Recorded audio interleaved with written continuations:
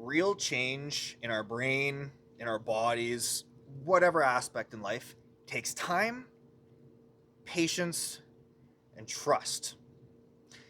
Hey everyone, I am Coach Wolverine, the owner and the creator of the Wolverine Lifestyle and co-host of the channel Conversation Over Drinks. Changing the mind is an interesting aspect. I find psychology fascinating. Okay, when we want to think a certain way and it doesn't click, and we move towards that new belief, but then there's all of these factors around us that just tend to hold us back, hold us in those old ways. And I'll tell you why. Familiarity. It's uncomfortable to think differently because it's outside of our norm. A little bit of a story here for you. I was conversing with a new friend of mine yesterday about how this man by the name of Hal Elrod, he's the author of a book called A Miracle Morning, and I read that book about 2 years ago. And he had a philosophy in that book called Can't Change It, and something that he had learned working for a company prior. And essentially, the premise of the rule is if something bad happens in your life, you give yourself 5 minutes to be upset about it, and then you move on, and you can't change it. And I thought this was brilliant, because then you don't have to allow one bad thing that happens in your day ruin the entire rest of your day. So, I got to work. I started writing on little sticky notes. Can't change it, can't change it, can't change it. Right? Like I got one right here on my computer monitor. It's a reminder of can't change it. Okay? For a year it took that new belief to actually root itself. And the moment that I actually realized that it rooted was one day I was driving in the morning, and I was taking a drink from my coffee. And I was in residential, and this guy cuts me off, not even looking in my direction. And if I wasn't paying attention, it wouldn't have been a good situation. So I slam on the brakes. I end up wearing my coffee. I get to where I was going, and I realize, I'm like, I'm not mad about this, because I remembered I can't change it. It's not like this guy cut me off intentionally. He just didn't see me. And that's when I realized, this happened about a year ago, at the beginning of this year, actually. The beginning of 2022, whenever it is that you are watching this video. And I realized, I thought to myself, old me would have allowed that moment of him cutting me off and wearing my coffee to wreck the entire part of my day. Or the rest of my day, sorry. I would have festered in that. It would have been brought up in conversation.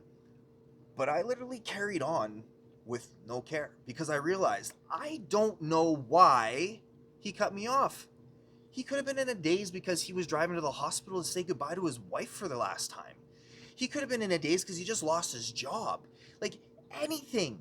We have no idea what's going on in other people's life. We need to remember this, okay? We cannot do psychic, predictive beliefs as to this person must have did this because of this. We don't know, okay? We don't. As much as we think we want to know, we don't, until we actually know. So, anyways, I digress. Back to it. My point of this story is to change my belief around actions that happen in our life that will dictate the results of our day, and not allowing that to have control over us. It took me a year to rewire that into my brain. So why is it that we as humans, when we try something new and it doesn't click for us within the first few days, the few weeks, or even, hell, for the first couple months, why do we think that it doesn't work? When we read a self-help book and we get pissed off because whatever it is that we read in that book didn't work, well, here's the thing.